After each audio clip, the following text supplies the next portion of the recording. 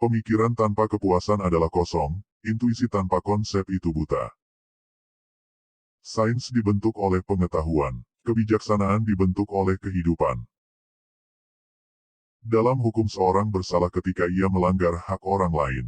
Dalam etika dia bersalah jika ia hanya berpikir untuk melakukannya. Sebuah perintah kategoris menjadi sesuatu yang mewakili sebuah tindakan yang amat penting untuk dirinya, tanpa dorongan akan tujuan yang lain. Meskipun semua pengetahuan kita hanya dimulai dengan pengalaman, itu tidak berarti bahwa hal itu muncul dari pengalaman.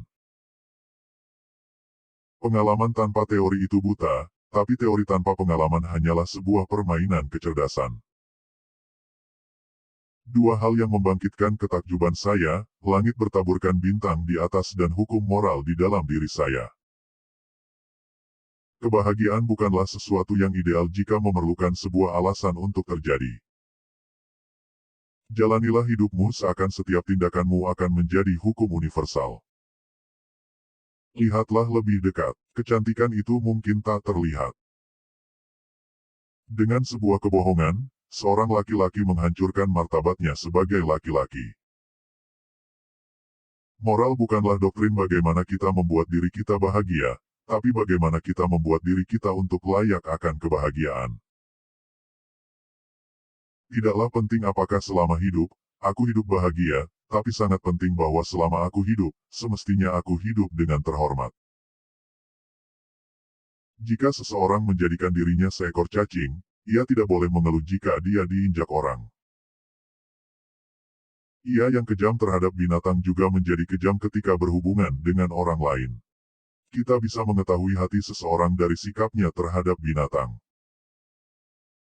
Kedewasaan adalah kemampuan untuk menggunakan kecerdasan seseorang tanpa petunjuk dari orang lain. Akhirnya aku harus menghapus ilmu pengetahuan, untuk menciptakan ruang untuk kepercayaan. Bertindaklah seakan dasar-dasar tindakanmu akan menghasilkan sebuah hukum untuk seluruh dunia.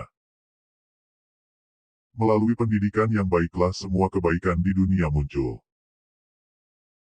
Pencarian manusia terbesar adalah untuk mengetahui apa yang harus dilakukan seseorang untuk menjadi manusia. Masing-masing sesuai dengan caranya sendiri dalam melihat sesuatu, mencari satu tujuan, yaitu kepuasan. Satu-satunya hal yang baik tanpa kualifikasi adalah niat baik. Tidak bersyukur adalah dasar kejahatan. Keseimbangan batin adalah kesadaran diri dari jiwa yang sehat. Karena kebahagiaan bukanlah cita-cita, tetapi imajinasi. Anda tidak harus bertindak karena kepatuhan pada seseorang, di mana Anda bisa melakukannya dari motivasi batin. Argumen yang salah dan menyesatkan paling mudah dideteksi jika diatur dalam bentuk silogisme yang benar.